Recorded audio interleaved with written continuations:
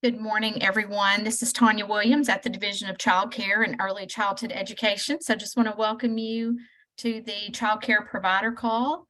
We have a very full agenda, and it's right before the holiday.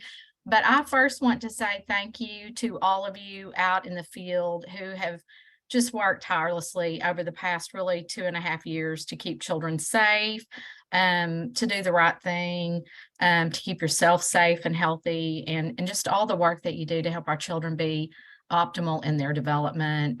It's just tireless, low paying, non-recognition type work, and it's a miracle what you all do every day. So I just want to shout out to all the caregivers, the teachers, the directors, for all your hard work.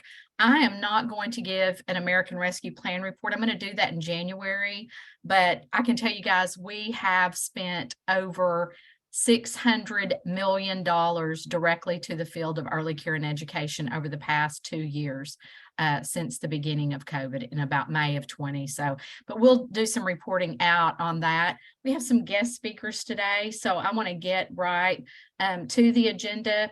First, we have Gavin Lesnick, who works in our comms department.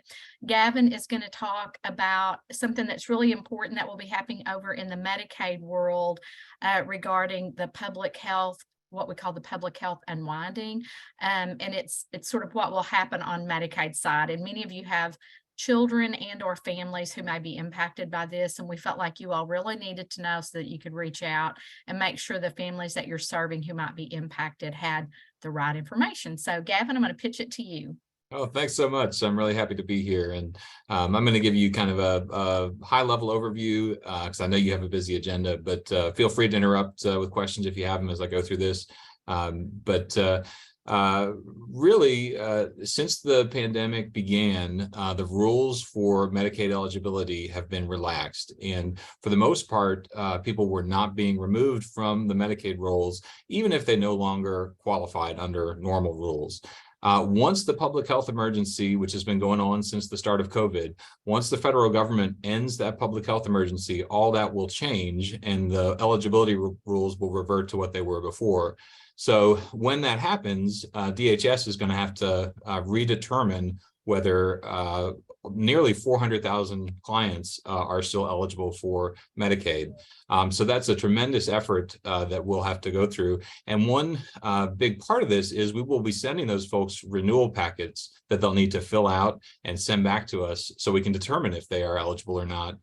And because people couldn't lose their Medicaid coverage for more than 2 years now, a lot of folks have moved. A lot of folks have figured that, I haven't lost my Medicaid coverage thus far, so I'm just not going to pay attention to mailings from DHS. So we have a big campaign that we're trying to reach anybody on Medicaid to let them know that once this public health emergency ends, that will change. We will have to respond to these letters. You'll have to provide information, or you could lose coverage, even if you remain eligible. So our big focus right now is trying to reach Medicaid clients and get them to update their contact information, make sure that we have the correct address on file. So when that renewal letter goes out, it goes to the right place and they'll receive it so they can return it. One complicating factor of this is we don't know when the public health emergency will end. Right now, you'll see that it's listed as ending on January 15th. But it is extended by typically 90 days every time we get close to that end date. And we know that it will be extended again because the federal government has promised to give a 60-day notice of the final end, and we didn't receive that. So when we get close to January 15th, we will get an extension that will probably carry it into April. So right now we're operating under the assumption that that's a likely time it could end. But really, as soon as we get that 60-day notice, that's when we'll have certainty. Right now, it's still up in the air. But that doesn't change our focus. We still are trying to send out information to Medicaid clients any way we can through any of our divisions, through our partners, to let them know to update their contact information. So let me share my screen real quick. Can you all see that? It should be the DHS website. I see some head nods. So we've created a toolkit that we have on our page, which you can get to by going to humanservices.arkansas.gov. And really, across the website, this red bar you'll see on every page. So no matter where you go on the DHS website, you can get to the toolkit by clicking that. You also can go to the short URL ar.gov/update. I'll repeat that, ar.gov/update, and that will take you to the toolkit, which I'm going to click to. So here we have just some essential information that goes over the situation we're in that I just described, and also some helpful steps to allow people to update that contact information. One of which is we've created this hotline. You can see the number on the screen, 844-872-2660. We wanted to make it very easy for clients to make sure that the address that's on file is correct, and if it's not, to update it. So you can call that number, and it'll just take a few minutes. They'll need a little bit of identifying information, but then they'll be able to change the address if needed. And then we have information on here to help get the word out about this website and about that phone number. Some of it's directed at clients, some of it's at partners, some of it's for friends and family. But I'm going to focus today on the partner toolkit because I think that would be most helpful to the folks on this call. So again, we have a description of what's going on, and I'll note that all of this is available in Spanish and Marshallese. That goes for the page themselves and also all of the materials on the page. It again mentions that phone number that we'd like folks to call. It notes that you also can update your address in our online eligibility system, access.arkansas.gov, or by going to a county office. Of course, we have county offices in every county in the state, and they can also help with that. But the really beneficial thing about this toolkit is here at the bottom. It's the materials. So here we have frequently asked questions. We have a couple different flyers that you can click on and download, print out, put up, email, any way you can get it in front of folks who might benefit from seeing it. We have a whole section of social media graphics. Sorry, my computer's loading a little slow, but you can go through here. You can download any of these. You're free to use them any way you'd like. Some of them have specific Medicaid programs on them because we know some people identify the program more so than Medicaid as a whole. So this one, for example, references Our Home. This one represents Our Kids First. So we try to have a variety of different materials that would help people from different angles. All of those are available for use. We have some sample messages in email that you can copy and paste if you communicate with clients by email. Same with a letter. We have a public service announcement. I don't think the audio will play, but it's a 30-second radio piece that can be shared. And then we have posters. The first one is for a doctor's office, but I think the second one is similar to the flyer. So we try to put a lot of materials there just to get the word out about that phone number and about this website, ar.gov/update, to really encourage people to share this. Because as I mentioned, our big focus is how can we get this information in front of Medicaid clients as best and as efficiently as possible. So we appreciate your all's help with that. We know you have a lot of Medicaid clients that you work with, and anything that you can do to help spread the message, we'd appreciate. Before I close up and see if there's any other questions, I'll just note that we also appreciate feedback on what would be helpful. If you think of something that you think would be good to reach Medicaid clients that you're not seeing on this toolkit, let us know, and we can develop that. So with that, I'm going to stop sharing, and I will go ahead and put my email in the chat. Doing that right now, in case anybody wants to reach out after. But before I hand it back to Tanya, does anybody have questions or comments on that? Hey, Gavin, this is Dawn Jeffrey. So any of these childcare providers, they could easily just put that Our Kids information up where parents walk in and out, and that way they could have easy access to that. So that would be a good idea. They could download that information, right? Yeah, absolutely. So if you have a bulletin board where you sign out kids where parents come, and you put messaging there, that would be a perfect opportunity to print this and just so everybody can see it. Because they, like you said, some of these parents may not know that this is fixing to end. So yes, that's a great idea. All right, so I'm going to introduce, since Gavin is finished and he put his email. So if any of you have questions, y'all just email him. He's quick to respond to you. So next, we have two providers.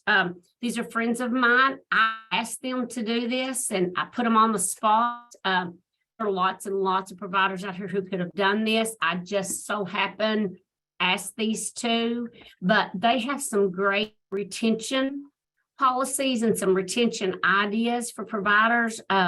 As a former provider, you know, I had people who had worked for me a long, long time, and I had people who worked just months and left, and then I had people who left at lunch and didn't come back. So that's a pretty scary thing when you are responsible for children and trying to stay in ratio.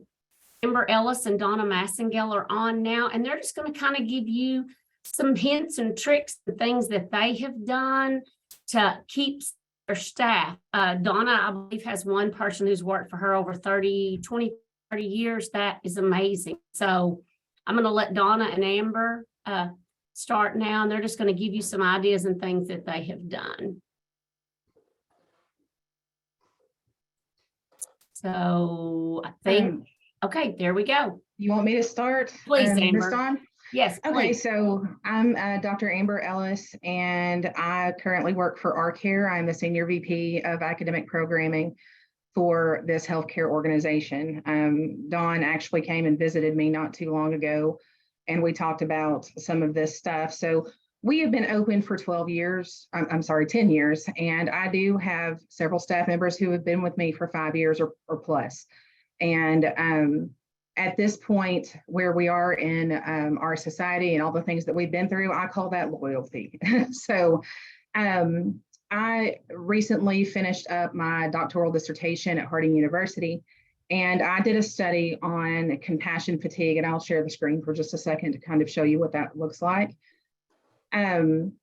This is just a model of what compassion fatigue looks like. So I'm not looking at this side. Of course, there are two components, compassion satisfaction and compassion fatigue, to this professional quality of life. But I want to focus here because this is what we're seeing in many, many of our teachers. There's no doubt that we have encountered an astronomical amount of trauma in the last 2 years since COVID began and kids were staying at home and things like that. So there are two components to compassion fatigue. One is burnout and one is secondary trauma. And these are both pretty negative places to be in your mind space. But once we hit secondary trauma, we're dealing with a whole new animal. And so I can share with you that over the last academic year, and I'm going to say the 2021-22 year, we made 30 hotline calls out of our center. And for some perspective on that, in my entirety of teaching in public schools, I might have made 3 or 4. So we knew that there was a problem, and I was studying this compassion satisfaction or compassion fatigue, and I began to see this in my own staff. And this is where, you know, it's beyond burnout. We're burned out, which is just an overload of duties and assignments and tasks that we have to complete. But this secondary trauma is when you are exposed to someone else's traumatic instances or the traumatic matter, and you take it on yourself. And we all do that. It's human nature to do that. And when you are exposed multiple times to multiple children in one classroom, day in and day out, it is very, it's a slippery slope. And so I like to tell this story, but at the same time, it's where we are. And I think just take it in the manner that it's meant to be taken. I had a teacher who came to me with an issue with a student in her classroom that was clearly, and this teacher she's been with me for 5 years. She had seen multiple counts of trauma and child abuse, neglect, sexual inappropriate things happening to her kids at home. And she came to me with it was a no-brainer. It was one of those that you're like, that has to be called in. And she came to my office, she stood in the doorway, and I could see it in her eyes. She had no idea anymore what, if she needed to call this in, or was she not, or, I mean, she was just completely blank. So I knew that something had to be done, and I want to keep my staff because I've invested a lot in them. And so I started asking questions. I sent out a survey. Dawn, if it's okay if I share this, I sent out a survey just asking, what on earth will help you disconnect, what can help you to relax. Because we're not just dealing with stress with our students and in the school environment, especially since COVID hit, we're dealing with a lot of stress at home. And it's used to, you could go home to get away from school, or you could go to school to get away from home, and those, it's muddy water now. So the things that I got back from my staff, it was just unreal. It was things like, I just want somewhere to sit where I can put my feet up. I just want to be able to listen to some music with some nice lighting, things like that. So I began to take all of their surveys, and I compiled a list of things that they said that they wanted they were very inexpensive. And we created this wellness space for teachers to come, and it is a work-free zone. We don't talk about work. We don't bring work in. It is absolutely forbidden. I noticed that some of my teachers were actually going out to their cars on their lunch breaks just to take a 15 or 20-minute nap. This is a place where they can go in and do that, right here in the building, and they're not having to leave and go home and sleep for 30 minutes and come back, because we're all tired. And I have seen such a huge change in the morale of my staff. They know that they're going to get this break sometime throughout the day. And it's not just for lunch breaks or anything like that. I might go down to a classroom and see a teacher that I know is struggling. And I can say, you know what, take 15, go do what you need to do, regroup, and come back. So I would say with everything that I learned through my research, plus we do have access to behavior consultants and a mental health professional on staff with us. We just, we allow the teachers to disconnect and then refresh, and they're ready to go back to their jobs in the afternoon. And it has cut down on teacher absences as well. Thanks, Amy. Yes. I think that's it. I think we all sometimes just have to just regroup and let our minds regroup too. And working with small children, if you do the research, working with small children is one of the most stressful events. So I'm like, Tanya, I appreciate what you do. And these last 2 or 3 years has been very, very hard. Thank you. And if it's okay, Dawn, I'm going to put my email address in the chat, and I'm happy to share pictures or ideas or some of our policies and things like that with anybody that's interested. That'd be great. Yes, Amber, please do that. Thank you, ma'am. All right. And so I don't see you, but that doesn't mean you're not on here. So if you would share some of the things you've done and talk about how long you've been in business and some of your staff too.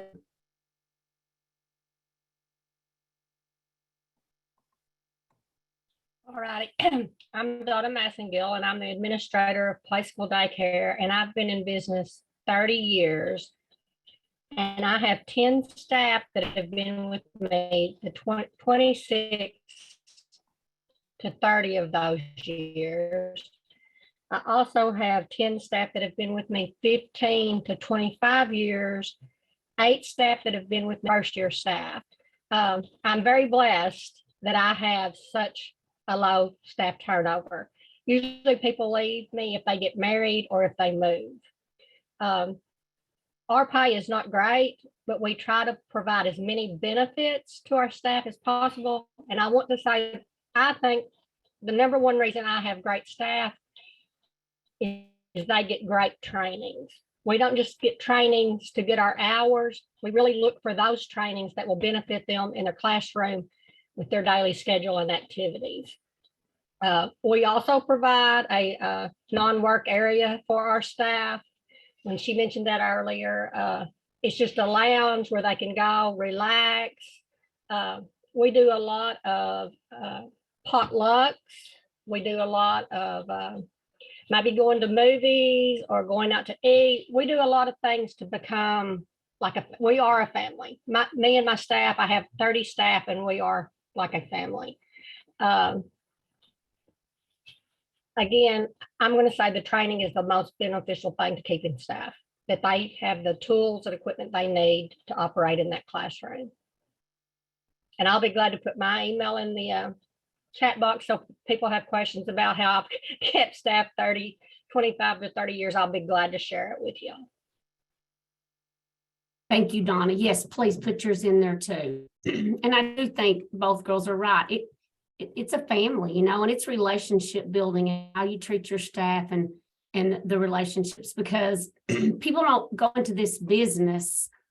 Sometimes people go into business for the fun of it, but people go into this business because they care about kids. And I don't believe anybody comes to work going, you know, I'll show you. I mean, I come to do this because I care about kids, want them to be safe. So Arkansas's lucky, you know, we have hours and hours and hours of free training. Not every state has that. You know, you have to pay for your training. So, you know, I think we have, and with money, like Tony said, the 600 and something, we have the money and the skills and the training and the things that you need to make your job easier. So I appreciate everything you've done. Thanks, Amber and Donna, and we'll turn it over to Becky.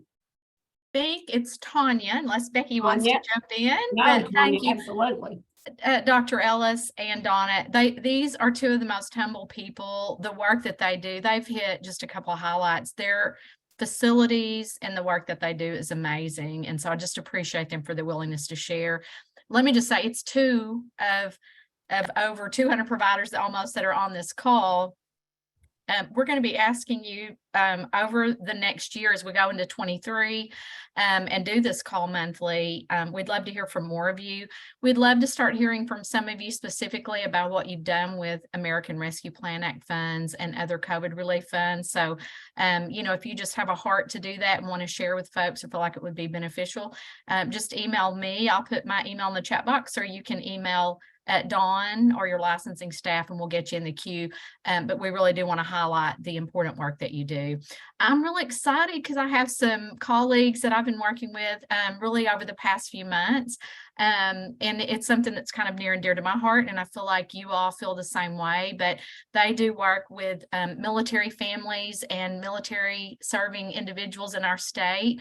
So Jennifer McCrodden, and I don't know if Jody's going to be on, but Jody Bergstrom, if she's also on, they're going to be sharing with you some of the exciting things that are happening with regard to the military and services available for those families. So Jennifer, I'm going to pitch it to you.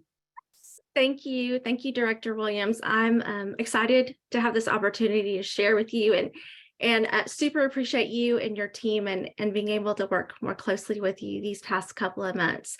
So for everyone on the call, I'm with Camp Alliance. We are a 501c3 located here in Arkansas and have been working with the military since 2010. And our vision, our mission, our goal is to support the military in Arkansas and to make sure that we connect them back to resources within our community. And so I have been on the team for about 10 months. You need to know that for 20 years, I was a preschool director and a preschool teacher. So I feel like I'm on a call with all of my best friends. Preschool is my life. And so when I stepped away from that several years ago, and took a break and then came on the Camp Alliance team. And one of the first things they said is, do you know anything about childcare? So I had to laugh because, you know, I'm a lifer, I guess. And so jumped in and was very excited to learn that Camp Alliance not only hosts events to support military, but have put together platforms to connect resources back to our military. We're also working with the Governor's Challenge on suicide prevention, and we're also part of a group called Direction, which is dealing with our opioid crisis. But specifically to childcare and why we're on the call today is when I first came on the team, I started investigating and there's over 8,700 military families and military servicemen in our state, and that's in all 75 counties. Every county has military connected families and kiddos in the county. And so as we began to look for how these military families are connected to childcare, we found that as part of their benefit for being a military serving family member, they are offered fee assistance for their childcare. But we also found that there weren't very many providers who knew about this. And so we want to bridge that gap and make sure that our military component gets to use their benefits and that our providers also get the benefit of that economic stream. And so one of the things we learned in our investigation is that the DoD required providers to be nationally accredited, and also some other requirements that they were putting together or had in place that were made it a little bit difficult to connect our service members and our providers always with quality care. But earlier this last spring, I was on a call and learned that the DoD was launching a new pilot called MCCYN Plus, and that this new pilot would extend or waive the national accreditation piece for any state that had a quality QRIS rating. So at the end of the call, I raised my hand and I waved a flag and I said, Arkansas has tremendous providers. We are a state that has a great early childhood programs and a great rating system. And I would love if I could help connect the DoD to Arkansas and begin that process. And so Ms. Williams and team, Director Williams was so gracious to step in the ring with us. And it's because of the amazing providers on this call, the DoD in September announced that they would waive the national accreditation piece for any provider in Arkansas that is part of the Better Beginnings and 3 stars. So what this means for our providers and for our military is that if you are part of that rating system and you are 3-star, you are DoD eligible to receive the benefit that our service members have. That also means if you're currently serving a military family, but you're not part of that rating system, we want to talk to you because we want to make sure we have a continuation of care for our children. And if you're not serving any military families, but you want to know more about the benefits that our military families are afforded and how you can connect with military families, I'm going to put all my information in the chat and I would love to continue this conversation. Like I said, we have many military service members across the state in all of the counties. And so we want to make sure that we're connecting quality providers with those families. That's it. Thank you guys for letting me be here today. Thanks, Jennifer, so much. And I'm already seeing some traffic in the chat box. So Tiffany, thanks so much. I'm really excited to see the interest from all of you. And yes, Lorraine, the nationally accredited programs Jennifer can work with as well. So if the program isn't in Better Beginnings, most of those are just reciprocated at level 3. But if you're not in Better Beginnings, but you have national accreditation, that's also a pathway. So really excited. And, most importantly, excited to serve our military families. I will tell you the reimbursement is higher than the state's reimbursement for childcare. I saw a little peek at that. So it's higher than what we pay, just so you all will know that. But you can work with Jennifer. She's going to put her info in the chat box. We have another amazing group of people that are going to be presenting. I told you all we had a really full agenda. These are friends of a colleague of mine who worked here at DHS in the past. And so when Ruth called me and asked me if they could present or if we could work with them, I said, listen, we have a provider call and I think the information they have would be of interest. So I'm not sure who on the team, but I'm going to try not to butcher anybody's name. I know Scott Yerby, I have Megan Davis, and then Nick Licaudo. That may not be correct, Nick, so I apologize if I've gotten your name wrong. But anyway, I don't know who on the team is going to be presenting, but they are going to be sharing some information about some disinfectant solutions, which I know is really important in our world. So take it away, team. Yeah, thank you. As Ms. Tanya said, I'm Scott Yerby. Our company is called NDS. We have been in the disinfection business for over 10 years. And we've done a lot of different things when it comes to disinfection. But things really changed for us when we found the Casper technology. And so that's what I'm here to talk about today. But first of all, I want to thank all of you for your time. I am a son of a teacher and a brother of a teacher. My sister teaches as well. So I admire all of you and thank you for all that you do for the kids. I am going to just share my screen here, have a quick PowerPoint. and then would love to open the floor to any questions that you may have. Can you see the screen? Is that okay? Scott, it is pulling up. It isn't quite there on my side yet, but it is, Okay. you are screen sharing. All right, perfect. You're there now. Okay, great. So our technology, as I mentioned, is called Casper. And what we consider Casper to be is hands-off protection for a hands-on world.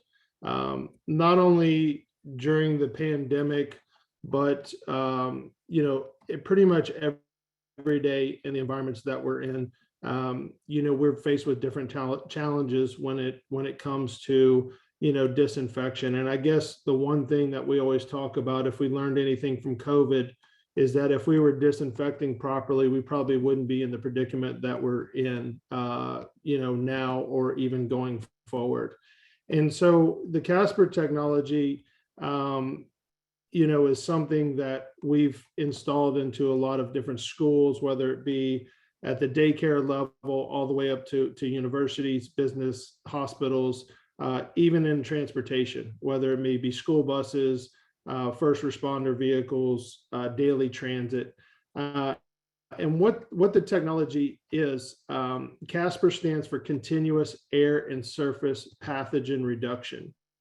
And so what we do is we use a natural catalytic converter, and we take the humidity that's in the air, and through an organic process, we convert that into hydrogen peroxide. So hydrogen peroxide is in the air that we breathe outside. It's nature's natural disinfectant. It's very safe for occupied spaces, but it's very effective against viruses, bacteria, mold, and fungus across the board.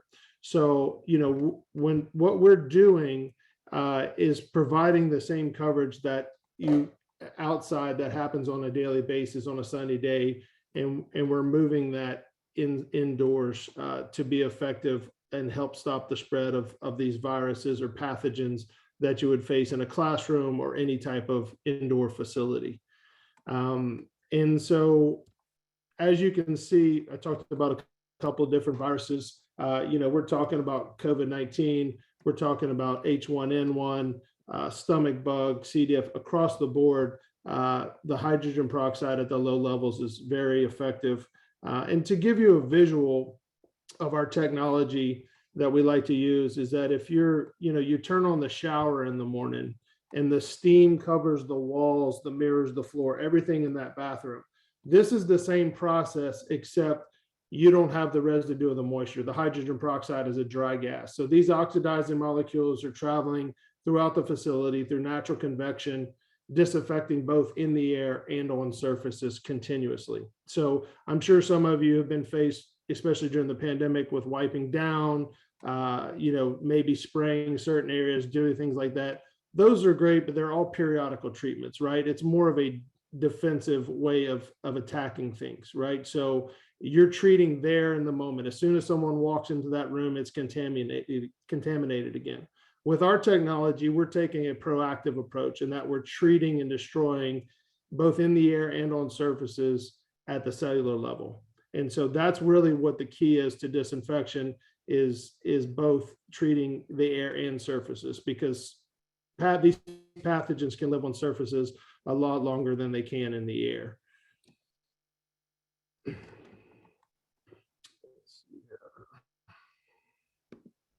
So we have a few testimonials that you can see here from some schools that we installed into, as far as during the pandemic with COVID. We even have some here with, a school that, even though they had some COVID cases at their school, they didn't have to quarantine through contact tracing. It came from an outside source, whether it was a sibling or a parent that came home with COVID. And even though that child was at school, they didn't have to shut down or quarantine any classes. It did not spread throughout the class.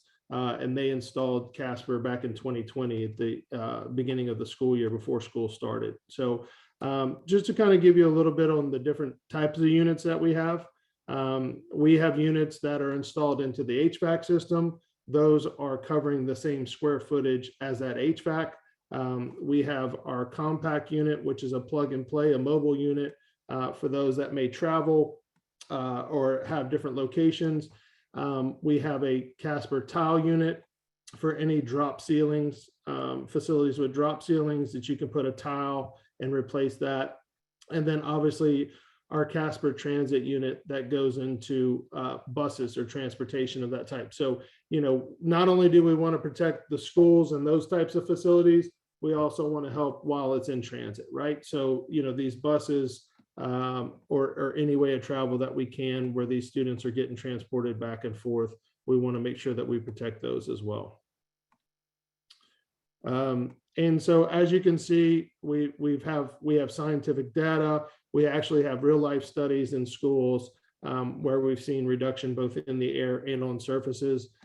We've also seen a decrease in absenteeism amongst staff and students in areas as well. And we know how important it is for daily structure and for these students to be present in schools and how much it benefits them.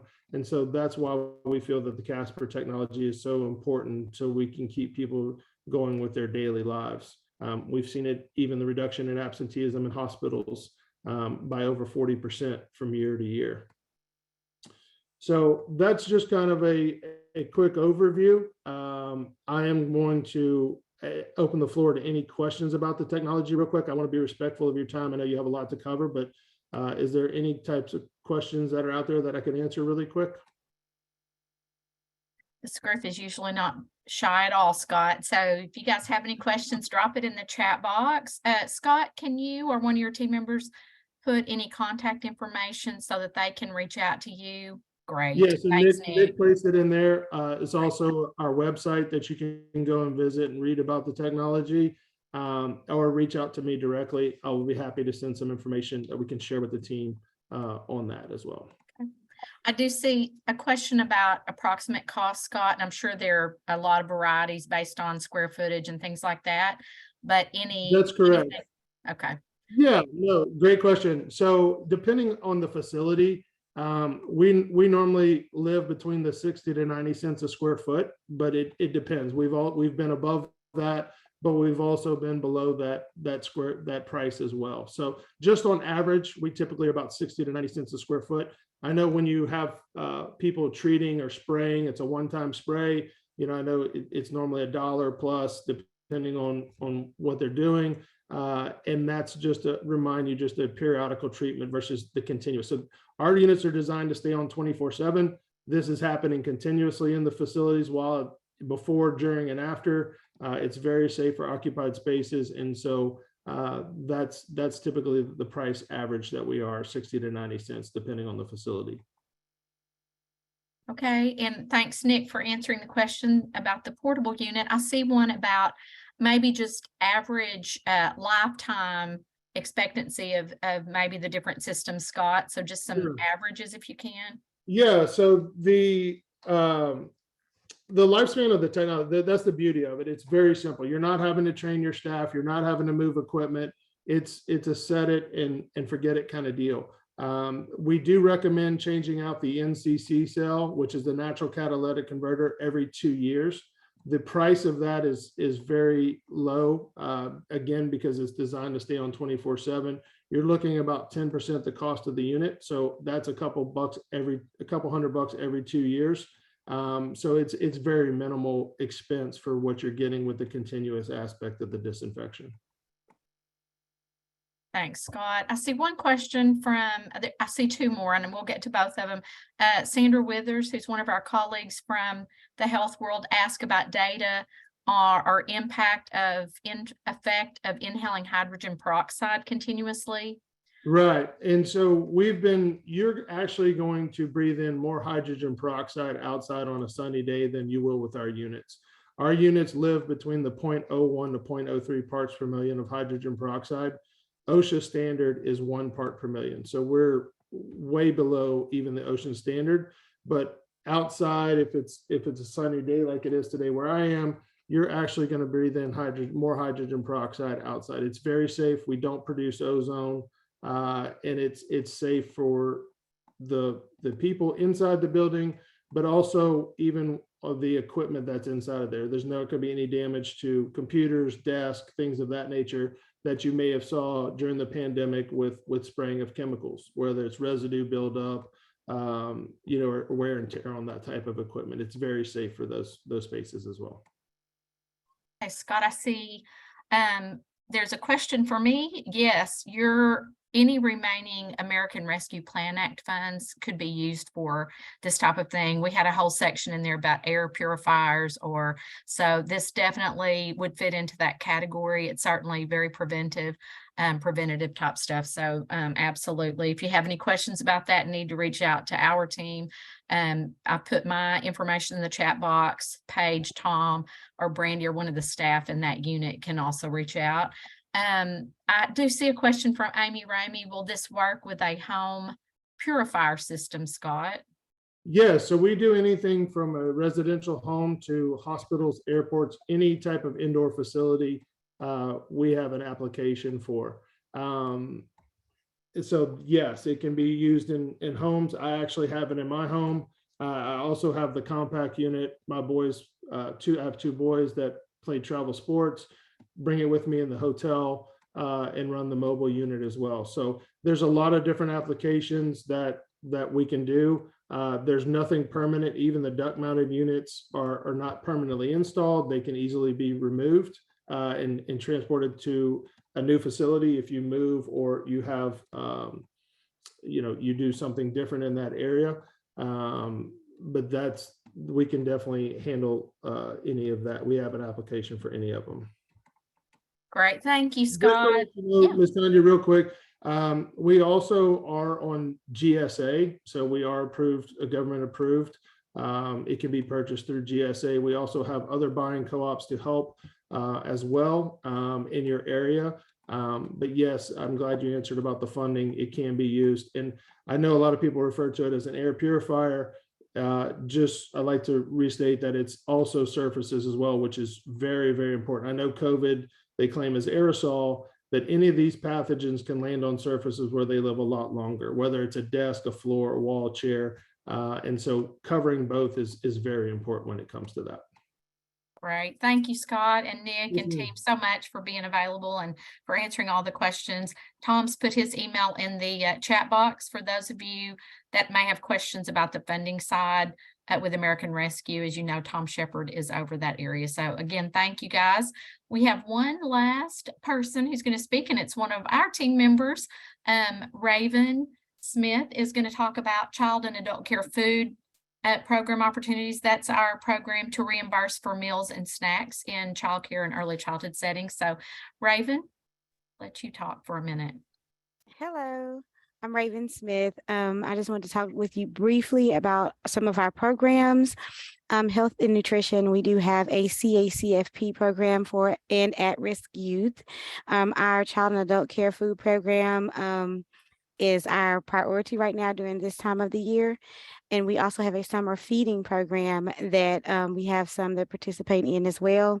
Our summer feeding program ensures that our children are being fed during the summer outside of the realm of school. In the event that you have an interest or you need more information on this, please feel free to contact myself or DeKelton Lester for any outreach efforts. Raven, if you'll put your name and DeKelton's in the chat box, if it hasn't already been put in there, that way they'll know how to reach out to you. I probably am assuming incorrectly, but I would guess most of the folks on this call are participating in our child and adult care food. But if you're not, it's a wonderful reimbursement opportunity for meals and snacks. If you're serving either children in the preschool birth to 5 space, or if you're doing after school programming. So just want to encourage you all to think about the opportunities that these programs offer in terms of financing. That concludes everything. Again, I just want to thank you all so much for the important work that you do.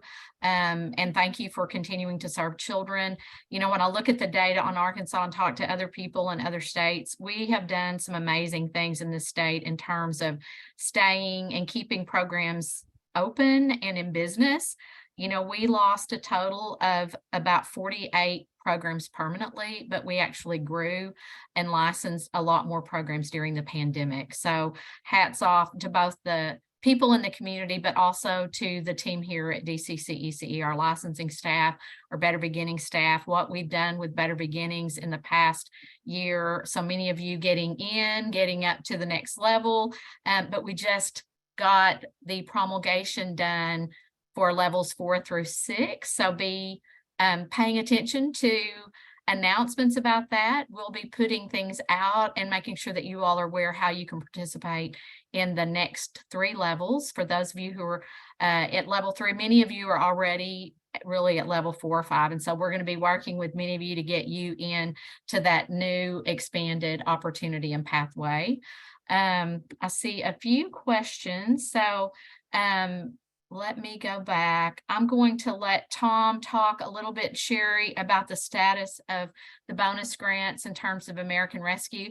I do want to say this about my team around that. Like I said, I'm going to do some updates in January when we come back for the new year, and I know Tom and his team will want to. We pushed out a lot of money and very, very quickly over the past 2 years. I mean, we normally, just to give you some context, have about $80 million in childcare. We pushed out over $500 million directly to the field.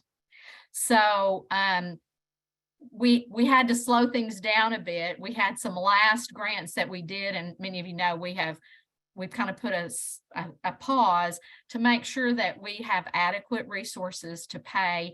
And that doesn't mean that you're not going to get it, and it doesn't mean that you're going to get the amount you requested. We have to make sure we have adequate resources to pay those. And so we just put a little pause there as we reconcile everything and make sure we are still doing, I think, some supply building, and the payout on some of those, as well as the bonus grant. Sherry, Tom, anything you want to add on that?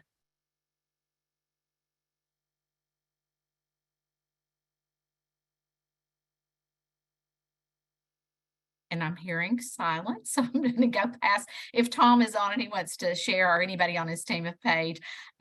Kristen, I think that Jennifer put her email information in. I will definitely, if you can't access it, we can definitely send it to you directly or have one of the staff reach out to you. That is really working with Camp Alliance and Jennifer's team. We can help coordinate, but it is through their military connection and not through the Division of Child Care. But we have been working with them to make sure the pathway is there for you all to be able to take that, and participating in Better Beginnings Level 3 is what they've approved. So I'm really excited that so many of you want to do that. Tanya, I was having a really hard time unmuting. I don't know what the system was doing, but I had to do several things to get it unmuted. The good news is we are still working on estimations for that bonus grant. We had more facilities apply than we expected, which is great and amazing, which means we have to do some recalculations on some of those grants, as you said, to make sure we had the resources available. So we're looking at those now. Hopefully we'll have answers in January on those issues. That's our goal. Thanks, Tom. I see, Laura, thank you for noticing the rule book for Better Beginnings is online, so you can go check it out. We'll be doing some more press and announcements about it, releases about it as we go forward. But it is available out there for you all to see. And I know Kelly and Lisa and the Better Beginnings team are, real excited about working with each of you as you continue to improve your levels of quality. I think Tom's given updates on that.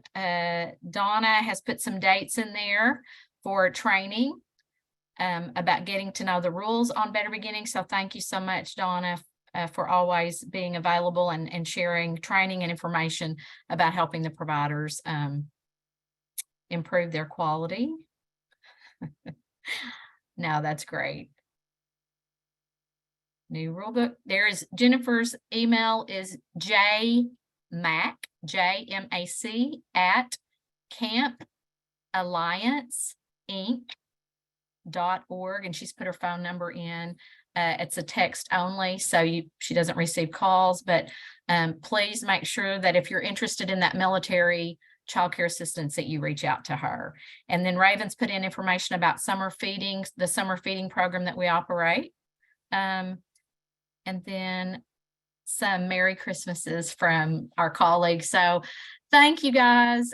We will reconvene in January, and I'm going to just take a peek at the calendar for a second, gang, and make sure I'm giving you the correct date. But because I think it's right after the new year, but let me just double check it so you'll know when to expect us back on. Yes, it'll be January 3rd. Thanks, Becky. January 3rd.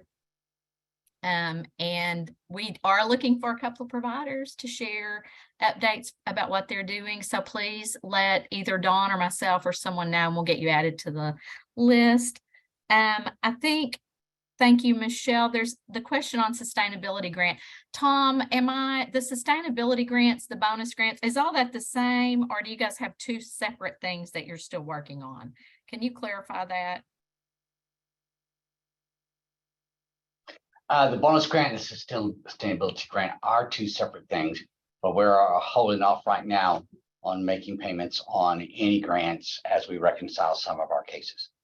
Okay, thank you. So sorry about that, gang. Two separate things, but both the bonus and sustainability are just in a pause. We're not, we are going to be able to pay providers at some point, but we are making sure.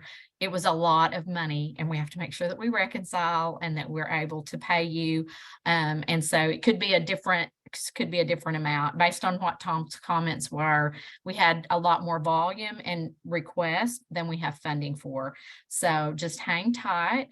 The good thing about that is you will have funding possibly coming in after the new year, because that funding we have until September 30th of next year to completely spend. So, you may have a little more of a bonus coming in after the beginning of the year. So just hold tight on that. And we'll keep you updated as we continue to work with our finance folks and make sure that we have reconciled and can really pay accurate amounts on that. I see a note, Donna, about the dates. If you could reshare those, or maybe reach out to Jennifer Easley individually. Okay. And again, thank you all. Happy New Year and happy holidays. I do want to say this to you guys. This is such a wonderful, joyous time of the year for many, many people. But I've been reminded lately that it isn't always joyous for everyone. Please be mindful of that as you're working with your colleagues and your families and your children. Just love the people that are struggling. There are people really dealing with real life situations, maybe a first holiday without a loved one, maybe a family crisis. I personally have a mother who's been diagnosed with dementia. And as many of you know, I'm a very open, transparent person. So you'll probably hear stories. Some of them are pretty funny because we're all just trying to laugh our way through that, right? But many, many people are working through different things. So just love on the people and be aware of that as we work through this incredibly important time of the year, that it sometimes can be very sad. So empathy and compassion. And yes, Debbie, use it generously. Be kind, be kind. So appreciate you all. Take care, and we'll see you in January.